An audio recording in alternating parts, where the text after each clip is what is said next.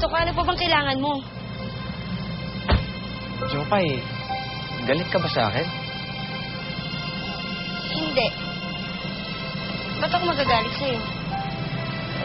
Jopay, yung nangyari kagabi. Huwag na natin pag-usapan yun.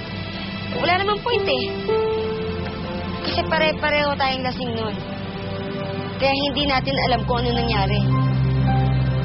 Wala ka bang naaalala? Maski kahit ano, wala ka natatandaan? Kung meron man o wala, hindi na importante yun. Basta ang gusto ko, ay yung huwag muna tayo makita. Kayo ni Migs, kung pwede lang. Ayoko muna kayong makita.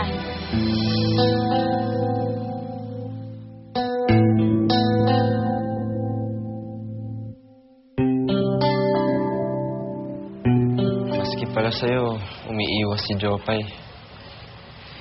I guess that's the right term. Umiiwas. Lalo na, nag-resign pa siya sa trabaho niya sa akin. Tawag ako ng tawag sa kanya. Nakailang punta na rin ako sa kanila. Pero, hindi niya ako hinaharap eh. Siguro, naasiwa siya. Nahihiya na rin ako kay Jopay na kailangan pang umabot sa ganito eh.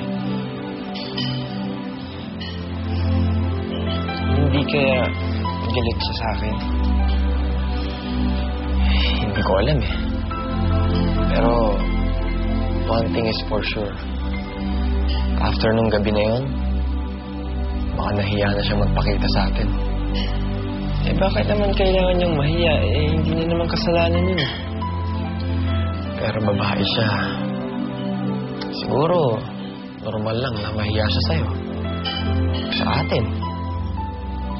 Kaya siguro, respect na lang natin kung talagang gusto niyang dumistansya sa atin. Kung ako sa'yo, Migs, huwag ka munang magpakita sa kanya. Bigyan mo siya ng space. Alam kong makakabuti yun para kay Jopay.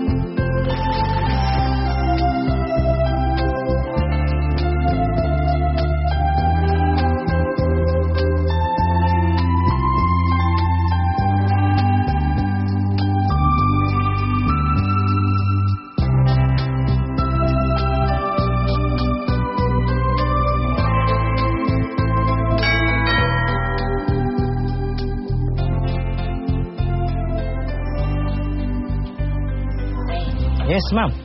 Mag-a-apply po sana ako, driver po. Ma'am, pasensya na po kasi kailangan namin lalaki. Sir, magaling naman ho ako mag-drive eh. Pero ma'am, pasensya talaga lalaki yung kailangan namin. Sige po, pasensya na po, ma'am.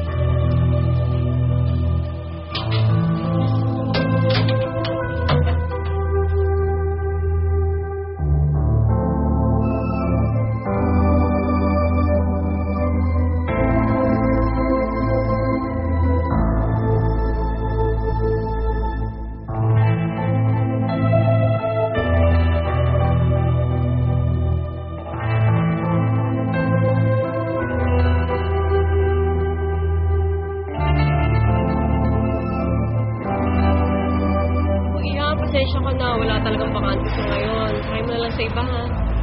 Sige ho, salamat na rin ho.